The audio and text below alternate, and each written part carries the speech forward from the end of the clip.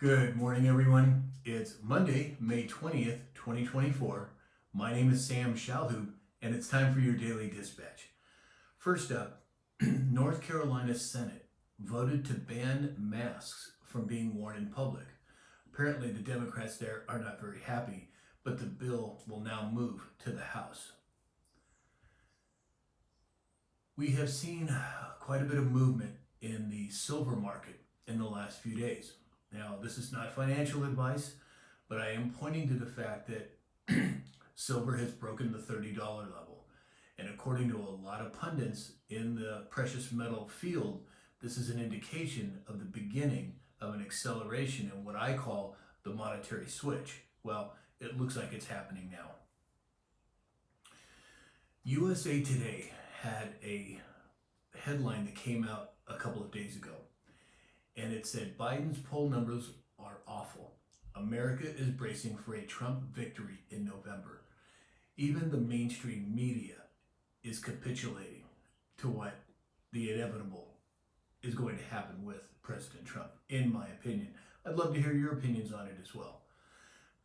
According to Badlands Media, federal agencies have been given until October 20th to provide all documents, audio, and video related to UFOs, the U.S. government, for public distribution. This is according to instructions issued by the National Archives and Records Administration, NARA. This is an interesting development.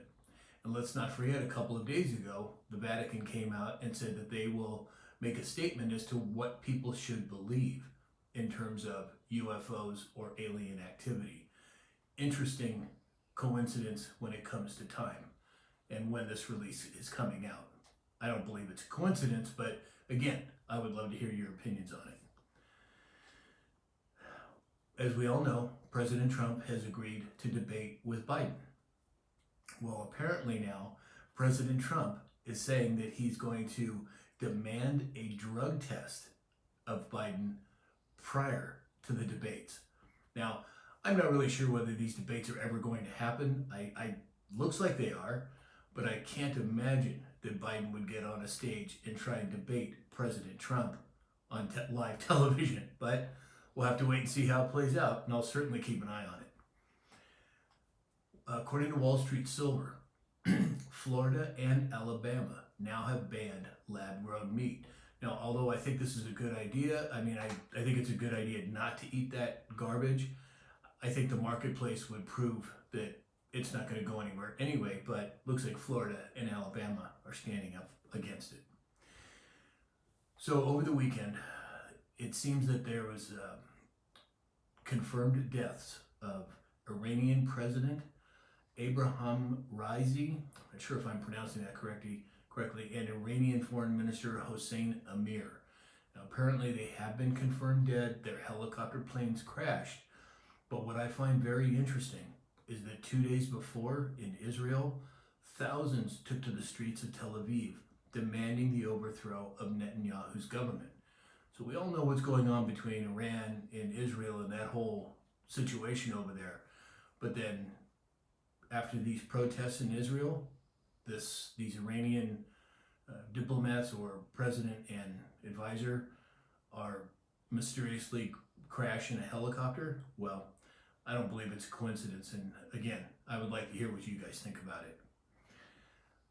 Joe Biden held a campaign event in Atlanta on Saturday, and literally dozens of people showed up.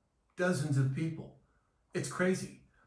President Trump throws a rally in New Jersey and over 80,000 people show up. He regularly gets, 20,000-30,000 people at his rallies, 10,000 on the low side, and Biden shows up and gets a couple dozen. Well, I think the writing's on the wall and we all see it. And then lastly today, I've got to be careful how I say this, but a federal court has ruled that a Colorado university's is the mandates that they had violated the U.S. and violates the U.S. Constitution.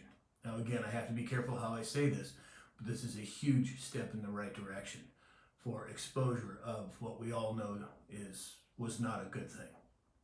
So That's all we have for today. If you'd like to support this channel, go to mypillow.com, enter in the discount code SAM, and get up to 80% off of all of your purchases. And here's another example of the types of products that Mike puts out. These are kitchen towels. He's got over 200 products to choose from. It's a good American company with good American products. Give them a try and use my discount code SAM. And in the meantime, I hope that you have a great week, and we'll talk again soon.